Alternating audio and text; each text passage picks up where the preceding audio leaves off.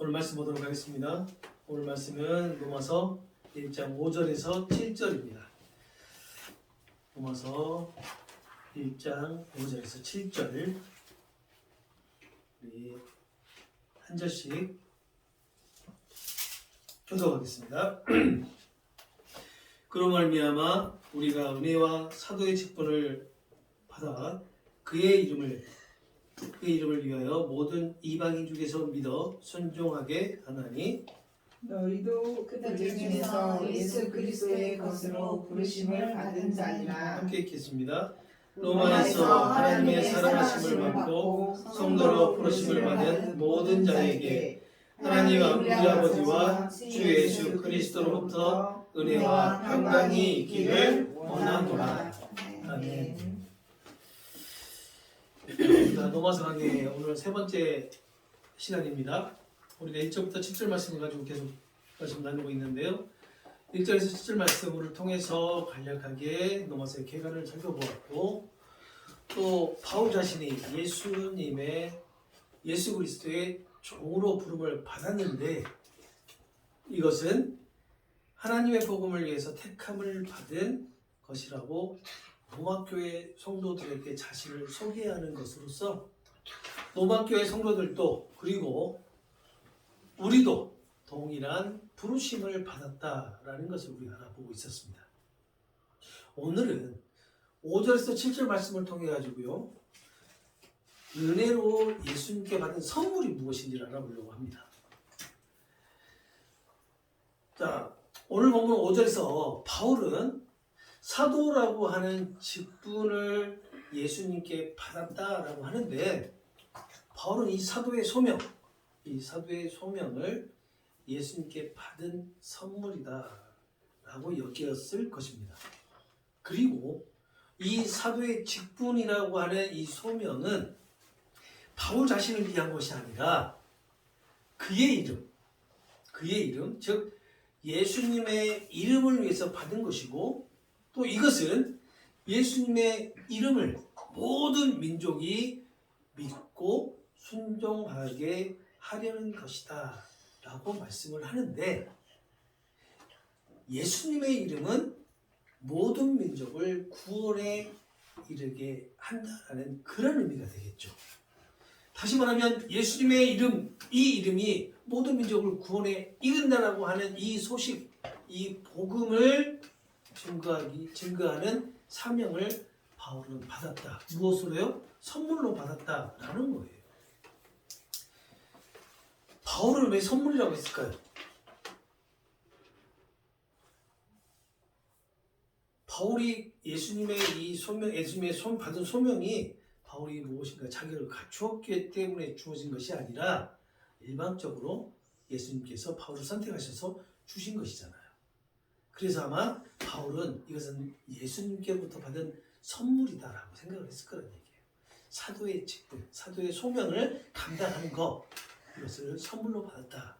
어떻게 보면 신앙 고백이죠. 바울의 신앙 고백. 유대인 성경을 번역한 것을 보면요, 이 5절 이렇게 번역을 했더라고요. 우리는 그분을 통해서 은혜를 받았고, 또 그분을 위해 모든 이방인 중에서 믿음에 근거한 순종을 알리는 사도의 직분을 받았다 라고 이렇게 번역이 되어 있어요. 그분 예수님을 위해서 모든 이방인에게 예수님을 믿는 믿음으로 예수님께 순종하게 된다라는 것을 알리는 그 사도의 직분이 바로 예수님께 받은 선물이다라고 바울은 여겼다라는 겁니다. 신학적으로 말하면 이렇게 되겠죠. 바울은 예수님의 주권에 대한 메시지에 순종적으로 반응하도록 촉구하는 임무를 받았다. 그 임무가 누구에게 촉구하는 거예요? 유대인 그리스도인들과 이방인 그리스도인, 그리고 현대를 살아가고 있는 모든 그리스도인들에게 예수님의 주권에 대한 메시지를 순종적으로 반응하도록 촉구하는 그런 임무를 받았다는 것. 이것이 바로 예수님께 받은 선물이다. 신학적으로 표현한 거예요. 신학적으로. 자, 그의 이름. 그의 이름이라 하면 우리가 흔히 알 수 있겠죠? 물론 예수님의 이름이에요. 예수님의 이름, 이 이름을 온전하게 표현하면 어떻게 표현할 수 있을까요? 그냥 예수님의 이름이라고 하기보다는 좀 더 온전한 표현. 어떤 표현이 있을까요? 우리 주 예수 그리스도라고 표현할 수가 있겠죠.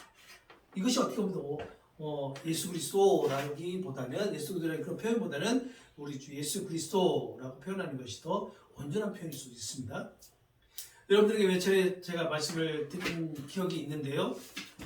1세기 사도들의 신앙 고백이 무엇이라고 했죠? 1세기 사도들의 신앙 고백 몇 차례 말씀드렸어요? 예수는 그리스도시다. 그리스도이시다. 예수는 그리스도이시다. 너무나 우리가 흔히 들었던 얘기죠. 그런데 이 말이요 1세기 사도들의 신앙 고백이었어요. 그렇다면 이 말이 어떤 의미가 있길래 1세기 사도들의 신앙 고백이 되었을까? 예수는 그리스도시다. 이 말에 어떤 의미가 있는지 우리가 한번 알아봐야 되겠죠. 그래서 이 말의 의미가 무엇이고 해석을 어떻게 하는 것이 좋은지 한번 알아보려고 합니다. 자, 이 말을 우리가 해석을 하기 위해서는 먼저 예수라고 하는 이름의 뜻이 무엇인지 그리고 그리스도라고 하는 단어의 뜻이 무엇인지를 알아야 되겠죠. 물론 여러분 다 알고 계시지만 다시 한번 제가 짚어드리도록 하겠습니다. 이것을 의미를 알아야 예수는 그리스도이시다라는 이 말을 의미에 가깝게 해석할 수가 있어요. 자, 예수라고 하는 이름에는 두 가지의 의미가 있습니다. 두 가지의 뜻이 있어요. 마태복음 1장 21절 한번 읽어보겠습니다. 화면에 보세요. 마태복음 1장 21절 화면에 보시면 한번 같이 읽어보도록 하겠습니다. 자, 준비 시작. 아들을 낳으리니 이름을 예수라 하라. 이는 그가 자기 백성을 그들에 대해서 구원할 자신이라 하니라. 자, 아들을 낳으리니 이름을 뭐라고 한다고요? 예수라 하라. 근데 그 예수가 뭐 하는 사람이라고요? 자기 백성을 그들에 대해서 구원할 자. 자, 뭐예요? 첫 번째 의미가? 죄에서 구원할 자라는 의미예요. 예수라는 이름이 죄에서 구원할 자. 자, 이것을 유대인 성경으로 보면요 이렇게 해석이 되어 있어요. 그녀가 아들을 낳을 것인데 너는 그분의 이름을 예수, 즉 아도나이가 구원한다 라고 불러라. 왜냐하면 그분께서 자기의 백성을 그들의 죄에서 구원을 시키기 때문이다 라고 되어 있어요. 여기서 아도나이가 뭐예요? 구약의 용어인데요. 하나님을 지칭하죠. 하나님. 구약에서는 하나님이라고 부르면 어떻게 됐어요? 안 된다라고 생각을 했어요. 구약의 유대인들은. 그래서 하나님 대신에 뭘 썼어요? 아도나이, 야훼, 여호와 이렇게 불렀단 말이에요. 자기 백성을 그들의 죄와 허물에서 구원할 유일하신 이름이 뭐라고요? 예수라고 했어요. 자, 1장 23절 다음 화면 보시겠습니다. 1장 23절 자, 읽어볼까요? 처녀가 보라, 처녀가 잉태하여 아들을 낳을 것이요 그의 이름은 임마누엘이라 하리라 하셨으니 이를 번역한즉 하나님이 우리와 함께 계시다 합니다. 자, 아들을 낳을 것인데 그의 이름을 뭐라고 한다고요? 임마누엘이라 하라. 그 임마누엘을 해석해 보니까 뭐라고 한다고요? 하나님이 우리와 함께 하신다. 자, 함께 하신다라는 그런 의미예요. 예수라는 이름이 구원자라는 이름과 우리와 함께 하시긴다, 우리와 함께 계신다라는 그런 뜻이 있다라는 겁니다. 이 마태복음 1장 23절 말씀은 이사야서 7장 14절의 말씀을 인용한 것이죠. 그리고 구약의 선지자에게 하신 말씀을 이루게 되는 것을 이루겠다고 하신 그 말씀 성취를 말씀하신 것으로 또 하나의 예수라고 하는 이름의 뜻이 바로 임마누엘이다라는 것을 나타내고 있는 겁니다. 이렇듯 예수라고 하는 이름의 뜻이 죄와 허물에서 구원하신다라는 그런 뜻, 의미와 임마누엘 함께 하신다라는 의미가 있단 말이에요. 자, 그렇다면 그리스도라는 단어에는 어떤 의미가 담겨져 있을까? 자, 그리스도라는 단어 우리가 잘 알고 있죠? 자, 어떤 의미죠? 가장 대표적인 의미가 기름 부음을 받은 자. 누가 기름 부음을 받아요? 왕, 선지자. 그러면 왕이 될 수도 있고요, 선지자가 될 수도 있겠죠. 그리스도란, 그리고 나의 메시아, 그리고 구원자, 나의 구세주, 유일하신 하나님 앞에 자비하시고 신실하신 대제사장이라는 그런 의미가 있단 말이에요. 그리스도라는 그 단어 안에 이런 의미가 있는 사도들의 신앙 고백인 예수는 그리스도이시다 라는 말이 줄어서 예수 그리스도가 되었다라고 제가 말씀드렸잖아요. 이것을 두 글자로 바꾸면 뭐라고 할 수가 있을까요? 자, 예수는 그리스도이시다, 이것을 두 글자로 바꾸면 무엇이 될 수 있을까요? 우리가 예수라는 이름과 그리스도라고 하는 단어의 뜻을 알아보았으니까 그것의 뜻과 의미를 잘 생각해 보면 두 글자가 나오겠죠. 뭐예요? 복음. 복음이잖아요. 복음. 예수의 이름 안에 다 들어있잖아요. 구원, 함께 하시겠다. 그리고 그리스도라는 그 단어의 뜻을 해석해 보니까 다 들어가 있잖아요. 뭐예요? 복음이란 말이에요. 1세기 사도들의 신앙 고백, 그 예수는 그리스도이시다는 오늘 우리에게는 복음으로 다가와서 우리가 예수는 그리스도이시다 라고 고백할 수 있도록 인도한단 말이에요. 바울은 단순히 예수님의 그 이름을 증거하는 자가 아닌 바로 그리스도이신 예수님의 이름을 증거하기 위한 소명을 선물로 받았다라는 것입니다. 이것은 로마교회 성도들에게 예수님께서 이 땅에 오신 의미를 가슴속 깊이 새겨주기 위한 선물을 받았다라는 의미로 해석할 수도 있겠죠. 정말 복된 사람이에요. 세상에 이런 복된 메시지를 증거하는, 전하는 사람이 얼마나 있을까요? 이렇게 선택을 받은 자들이 몇 명이나 있었을까요? 물론 많았겠죠. 우리가 알지 못하는 사람들이 많았을 것이라고 생각합니다. 그리고 지금 우리가 살고 있는 이 세대에도 진리의 복음을 증거하고 선포하는 사람들이 정말 많을 거라고 생각을 해요. 유럽에 있는 교회들이 많이 지금 무너지고 없어지고 그리고 퇴색되어 가고 있지만 한국 교회도 이 복음에서 벗어나서 이 세상이라고 하는 세속화에 물들어 가면서 가고 있지만 그래도 예수님께서 남은 자들을 통해서 반드시 복음이 증거되고 그 복음이 구루터기가 되어서 어떻게 되겠어요? 다시 큰 나무로 성장할 수 있도록 도와주실 거라는 그런 믿음이 갈수록 생기더라고요. 반드시 예수를 믿는 사람들은 반드시 회복이 된다는, 반드시 한국 교회뿐만 아니라 전 세계에 있는 복음을 증거하는 교회들은 반드시 예수님께서 붙들어서 세워주실 거라는 그런 믿음이 생기더라고요. 바울이 이러한 소명을 받았다는 것은 바울을 통해서 예수님의 이름을 알게 된 현재를 살아가는 그리스도인 우리에게도 이러한 소명이 주어졌다는 것을 우리는 깨달아야 합니다. 사도 바울을 통해서 우리에게 그의 이름, 즉 예수의 이름을 증거하는 소명이 선물로 주어졌다라는 것이에요. 그런데 우리는 어때요? 이렇게 이 선물로 주신 소명을 감당하면서 살아가고 있나요? 감당하고 있어요? 살아가고 있다는 건 사실 일단 끝부분에 말씀드릴게요. 6절을 보시면 우리에게도 이렇게 소명이 선물로 주어졌다라는 것을 볼 수가 있는데요. 오늘 살아가고 있는 우리도 예수님의 이름을 위해서 그리스도인으로 부름을 받았고 또 주권적인 예수님의 이름을 증거하는 소명을 선물로 받은 자들이다 라고 6절에서 말하고 있단 말이에요. 6절에 여러분도 그들 가운데 함께 포함되어 있어서 예수 그리스도의 부름을 받은 사람이 되었습니다 라고 얘기하고 있잖아요. 메시아 예수의 부름을 받은 우리들도 그의 이름, 예수님의 이름을 증거하는 자에 포함되었다라고 지금 말하고 있는 겁니다.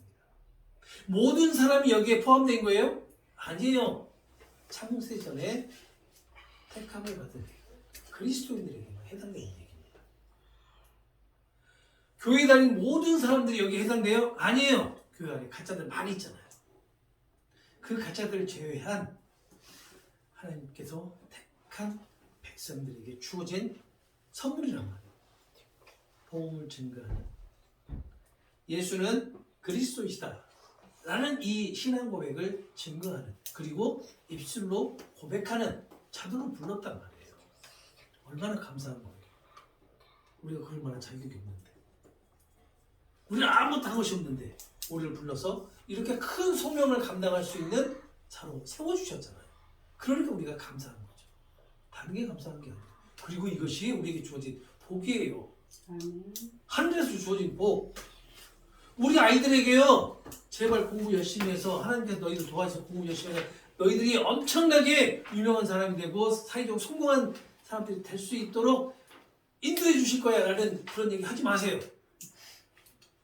너희들은 바로 이렇게 예수님이 그리스도이심을 증거하는 복을 받은 자들이야 라고 얘기해 주세요. 이게 진정한 복이잖아요. 우리 아이들이 그렇게 복음 안에서 성장할 수 있도록 붙들어 주셔, 그리고 인도해 주셔야지 우리 아이들이 세속적으로 성장하고 세속적인 삶을 살아갈 수 있도록, 그 삶에 제대로 살아갈 수 있도록 옆에서 부추기지 말라는 얘기예요. 우리 아이들은요, 얼마든지 자기 스스로 나중에 성인이 되면 이 세상에서 살아가는 그 삶의 패턴을 따라서 살아갈 수 있어요. 오히려 우리는요, 그 시대에 더 뒤처지기 때문에 따라가기 힘들어요. 그런데 우리 아이들은 안 그래요. 그 시대에 맞게끔 살아갈 수 있는 힘이 생깁니다.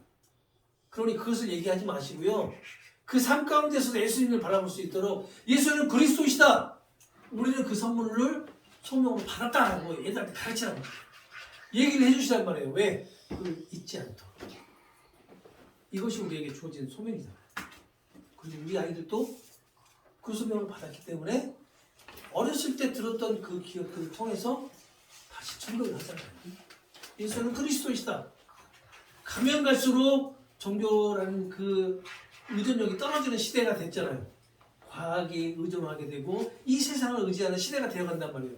그 시대에서도 종교적인 그리고 신앙적인 그러한 삶을 살아갈 수 있도록 힘이 되어줄 수 있는 것이 바로 이 신앙 고백이란 말이에요. 예수는 그리스도이시다. 다른 거 없어요. 제가 몇 번 얘기했잖아요. 이 성경 다 몰라도 돼요. 정말 몰라도 돼요. 언제 예수님이 태어나셨고 언제 하나님이 창조를 하셨고 몇째 날에 뭘 창조하셨는지 몰라도 돼요. 왜요? 보면 되니까. 성경책 보면 되잖아요. 기억 안 해도 돼요. 그렇지만 애들이 꼭 우리 아이들이 우리가 기억해야 될 것이 있어요. 뭐예요? 예수는 그리스도시다. 이것을 꼭 기억해야 된단 말이에요. 이것마저도 잊어버리면 안 돼요. 그래서 우리 아이들에게 그것을 가르치세요. 제발 좀 주일학교에서 그걸 얘기했으면 좋겠어요. 주일학교에서 아이들한테 뭘 가르쳐요? 어떻게 하면 봉사 잘할지, 어떻게 하면 신앙생활 잘할지, 이런 거 막 붙이면서 애기들 가르치잖아요. 무슨 프로그램 갖고 와가지고 애들한테 그걸 프로그램을 통해서 애들 그런 거 가르치잖아요. 신앙생활 이렇게. 아니요, 신앙생활 이렇게 안 가르쳐도요, 예수님의 이 복음만 딱 얘기해주면요, 알아서 그 신앙생활 하게끔 돼 있어요. 왜요? 얘들이 살아가는 것이 아니라 그 복음의 주체이신 예수님이 끌고 가시기 때문에 그렇게 살아갈 수밖에 없단 말이에요. 우리도 마찬가지잖아요. 우리가 살아가는 게 내가 내 주체가 되어서 살아요? 아니요. 그리스도의 삶을 살아간다는 것은요, 예수님이 우리 붙들어서 인도하시는 거란 말이에요. 끌고 간단 말이에요. 우리 의지하고 상관없이.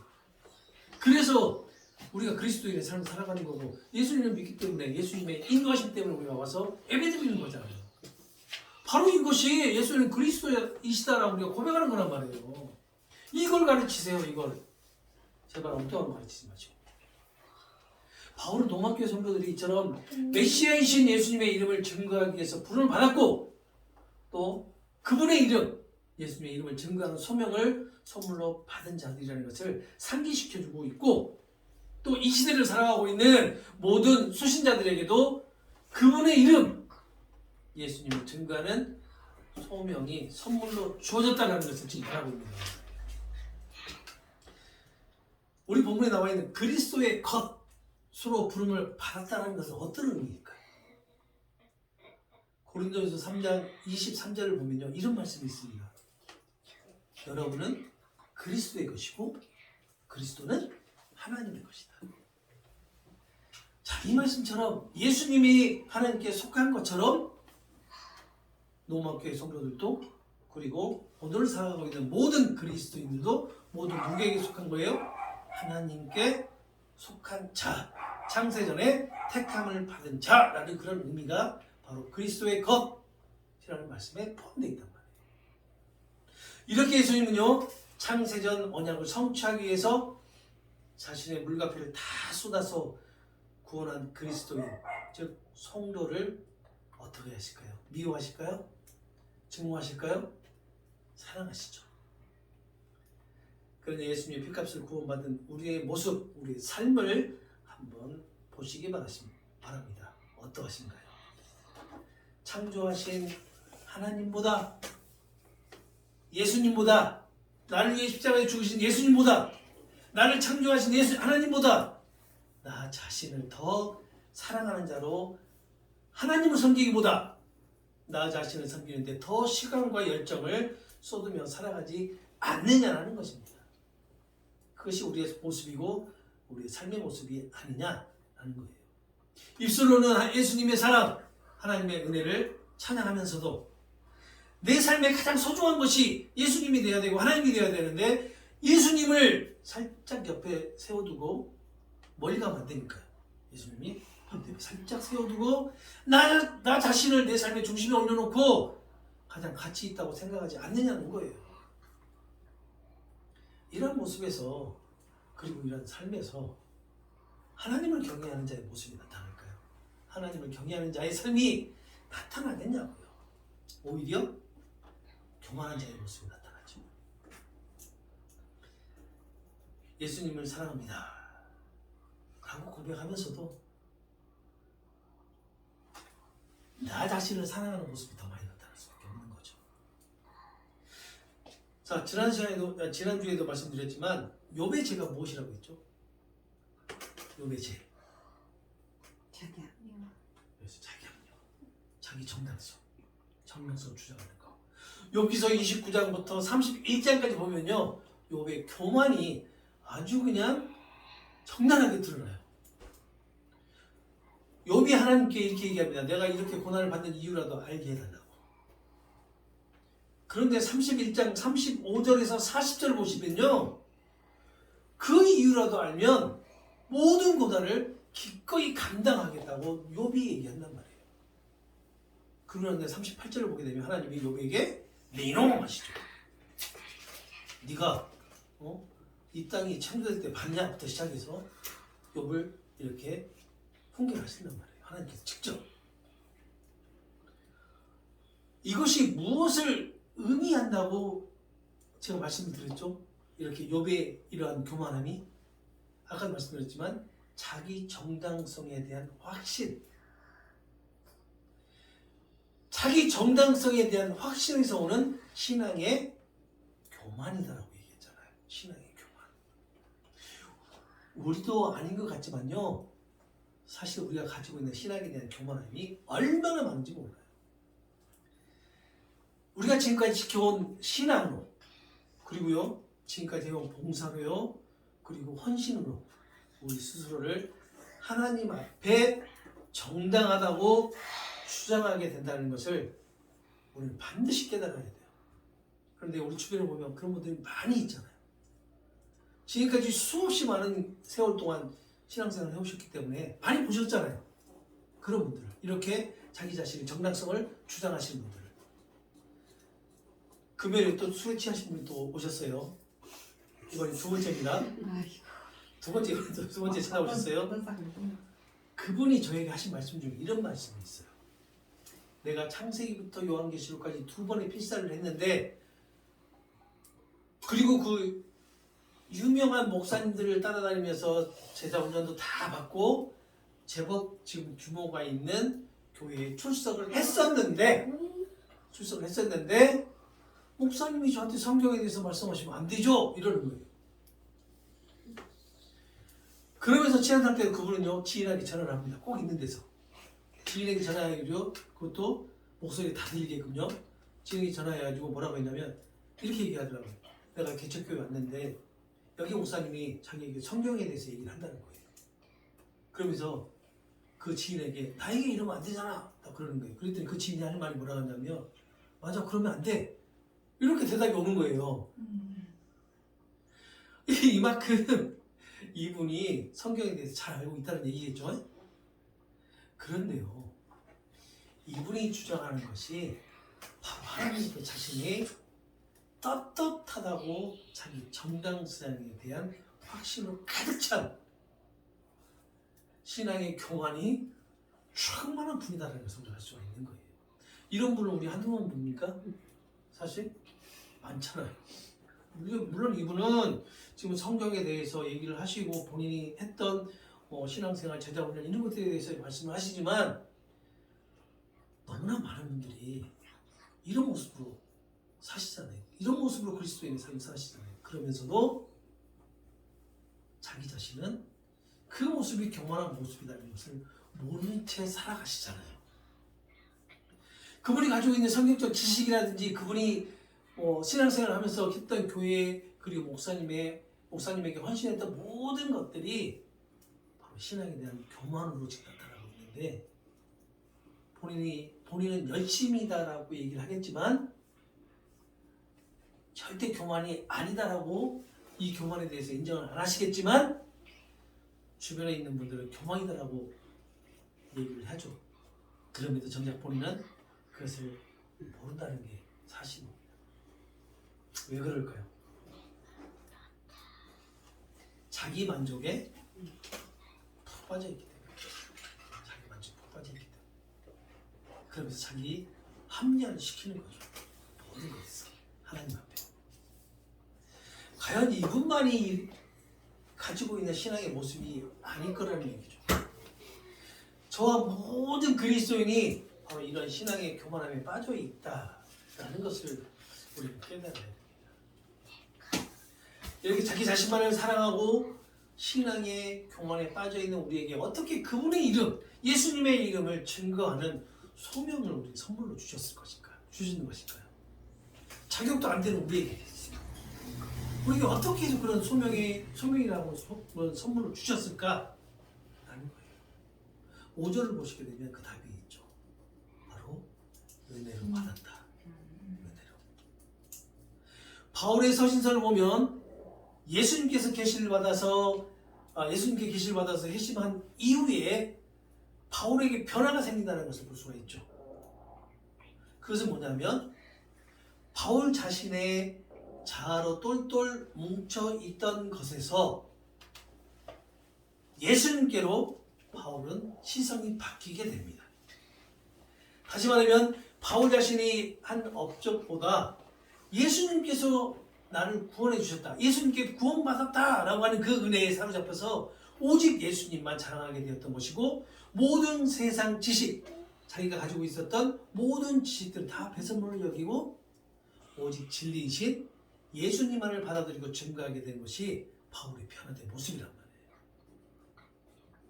이러한 은혜가, 바울에게 주어졌던 이 은혜가 우리에게도 주어졌기에 우리도 예수님의 이름을 증거하는 소명을 선물로 받아 그 소명을 감당하며 살아가고 있는 거예요. 다시 한번 강조합니다. 우리 모두에게 선물로 주신 소명이 무엇이라고요? 예수는 그리스도이시다 라는 것을 증거하는 겁니다. 간단하게 복음을 증거하는 소명이 우리에게 선물로 주어졌다는 겁니다. 예수님이 창조주이시고 유일하신 구원자이시고 왕이시며 죄와 허물에서 구원할 유일하신 분이며, 또 영원히 함께 하실 하나님이심을 제약된 이 세상에 선포하고 증거하는 것이 바로 우리에게 주어진 선물, 소명이라는 겁니다. 이것을 꼭 기억하시기 바랍니다. 그리고 우리 아이들에게 이것만큼은 꼭 말씀해 주시고 기억하게 해주세요. 때로는요, 우리가 이렇게 우리에게 주어진 이 소명, 예수는 그리스도이시다, 복음을 감당할 때, 복음을 증거하는 것에 감당할 때 가끔은 답답할 때도 있을 거예요. 그리고 의도치 않게 싸움이, 다툼이 일어날 수도 있고요. 또 관계가 틀어질 때도 있을 거예요. 그런데 이러한 일들은요, 결과적으로 살아온 우리 삶 속에서 그냥 습관적으로 조급함이 있기 때문에 나타나는 것이 문제일 거예요. 그러나 예수님께서는 알게 하실 분들에게 다 알게 하시겠죠. 그리고 들을 사람들에게는 듣게 하시고, 그리고 다시 회심하고 돌아올 사람들은 반드시 돌아오게 하시겠죠. 예수님께서. 왜요? 예수님께서 다 이루셨다고 선포를 하셨고, 또 예수님께서 다 이루시겠다고 하셨기 때문에요. 그게 우리의 일이 아니라 예수님이 감당하실 일이시기 때문에 예수님이 다 하시겠죠. 맞잖아요. 예수님이 절대 그냥 두지 않는단 말이에요. 그런 분들. 그러니까 복음을 증거할 때 처음 답답하고 또 갈등도 생기고 또 관계가 좀 터진다 하더라도 걱정하지 마세요. 걱정하지 마시고 예수님께서 절대 붙들고 놔주지 않기 때문에 어디도 도망갈 수 없다는 것을 우리는 알고 있으니까요. 기도하면서 기다리시면 됩니다. 왜냐하면 우리가 그분들에게 복음을 선포했기 때문에.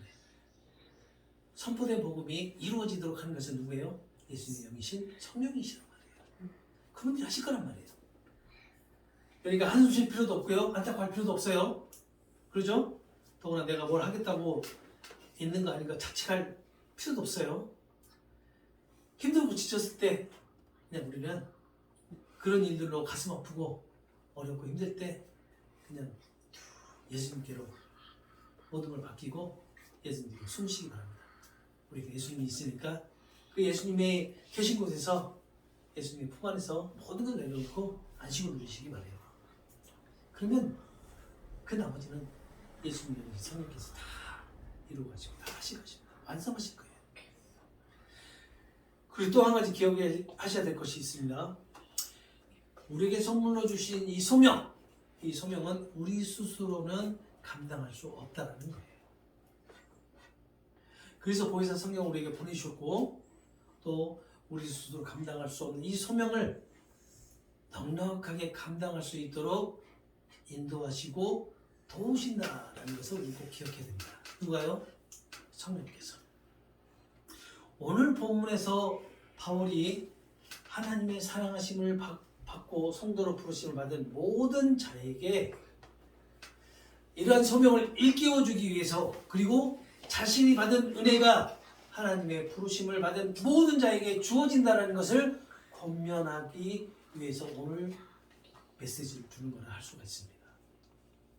예수님께 받은 선물, 소명은요, 그리스도의 것으로 몸을 받은 자에게 주어진 것이기에 우리를 도구로 사용하셔서 예수님께서 반드시 그 소명을 이루신다는 것을 일깨워주는 것을 가신 분이 분명히 기억을 하셔야 돼요.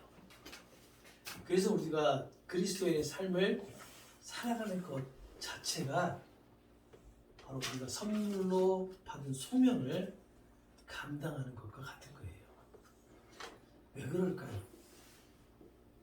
우리가 살아가고 있는 우리에게 주어진 삶, 그리고 허락된 삶을 우리는 살아가지만 그러한 삶이 바로 예수님을 증거하는 삶이 되기 때문입니다.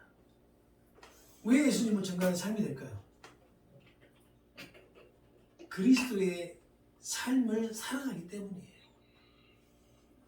그리스도의 삶이란 예수님만을 바라보며 예수님만을 따르는 삶을 말한단 말이에요.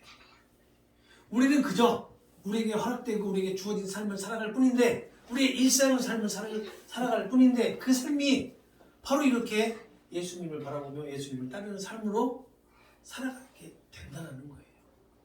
그래서 우리가 무엇을 하지 않아도 우리에게 주어진 사명, 우리에게 주어진 소명이 감당되어지는 겁니다.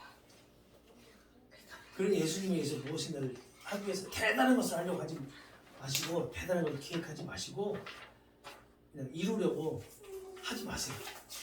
잘못하면요 교만의 늪에 빠져버릴 수 있기 때문에 그래서 못 태어날 수 있기 때문에 하시지 말라는 겁니다. 그냥 주어진 삶에 최선을 다해서 살아가시기 바라요. 우리에게 주어진 그리스도인의 삶을 최선을 다해서 살아갈 때 그 삶을 통해서 예수의 영신 성령께서 예수는 그리스도이시다 라는 것을 증거하도록 도우실 것이고 또 이것이 우리에게 주어진 소명을 다하는 것이다 라는 것을 기억하시기 바랍니다.